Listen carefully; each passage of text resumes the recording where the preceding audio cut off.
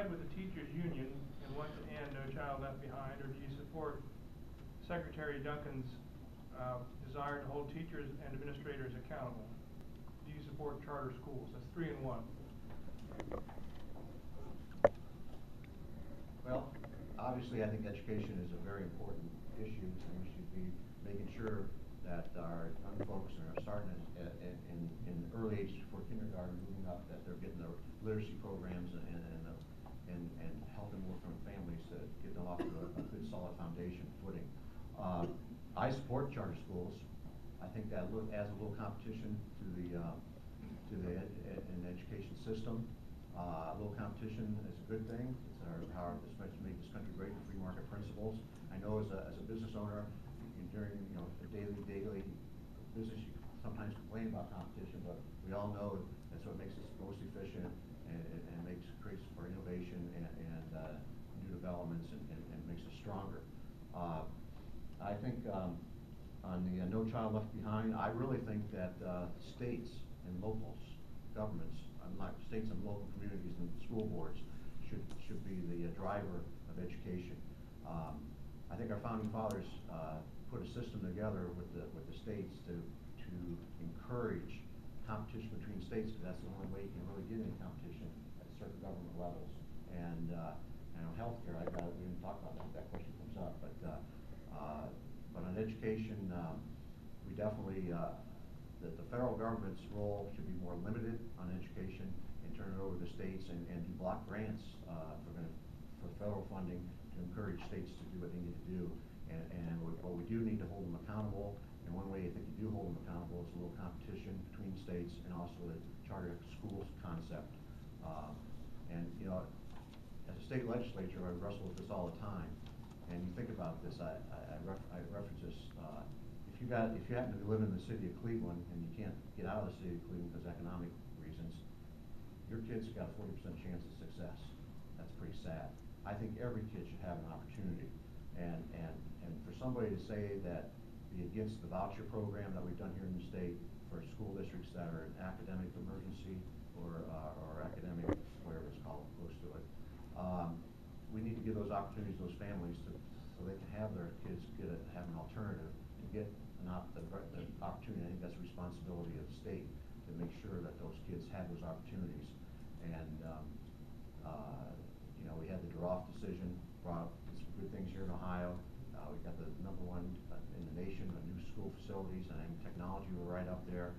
The problem is we're 12th in the nation in spending the federal, state, and local dollars, but we're not getting all the results we should get. And we got to get more of those dollars into the classroom, and so things need to change. And I know our next governor, John Casey, will work to make those changes. But I think the closer you can keep this issue and many issues to the local level and the state level away from the federal level, the system will be more efficient and better. I don't think there's any question that education reform should be a top priority for a lot of very good reasons, and that affects our region especially hard. In Ohio's 18th Congressional District, we have a college attainment rate of about half the national average. 11% of the people over 25 in this district have a 4-year college degree. 22% of the people in the country do. That's a gaping disadvantage and challenge that we have to deal with. I think that Mr. Gibbs mentions the Droff case, which is the case that ruled years ago that Ohio's school funding system was unconstitutional. The reason it's unconstitutional, it's one of the reasons, is it's unfair. It's especially unfair to places like the counties of Ohio's 18th district that are rural and in many cases poor. And the problem with school funding in Ohio is that if you come from a wealthy district, if you're lucky enough to be born into a family that lives in a place like Hudson or Shaker Heights or Upper Arlington, you get state-of-the-art education, nothing but the best.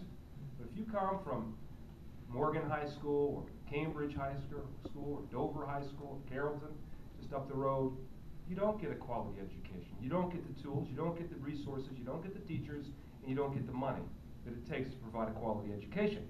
And what has the state legislature done in response to this finding? That the state funding mechanisms are unconstitutional? They have over and over again refused to fix it, despite having been ordered to do so by the Supreme Court. Who suffers as a result of that? Our children and our region. No Child Left Behind, which is formally referred to as the Elementary and Secondary Education Act, is well-intentioned, but is not working.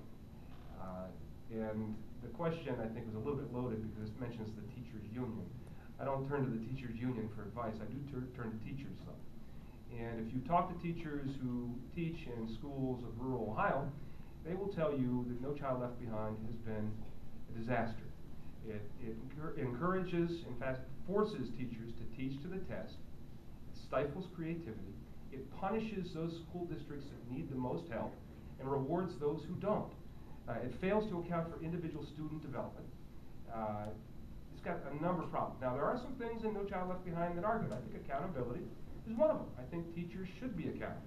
And if you talk to most teachers, they're going to tell you they agree with that. But that doesn't mean that No Child Left Behind is good. It needs change. It needs reauthorized, or it needs changed and reauthorized. As far as charter schools go, I'm open to the prospect of what charter schools can bring, on the precondition that they in no way compromise or affect the ability of the public school system to deliver quality educational services to our children. And I started this response by talking about the importance of education. We, through my Renew Ohio program, have been working very hard on developing a strong, practicable educational experience for kids in this region. That starts with Head Start before kindergarten, runs through elementary and secondary school, and runs into higher education and vocational training. If we're going to succeed in these new economies, the energy economy, the technology sector, healthcare sector, it's going to be because we've developed the workforce necessary to meet the jobs of the future.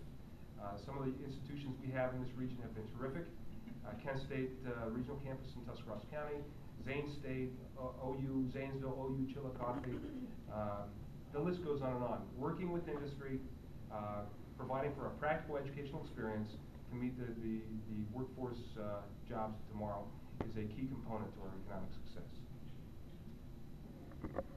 This will be the last question.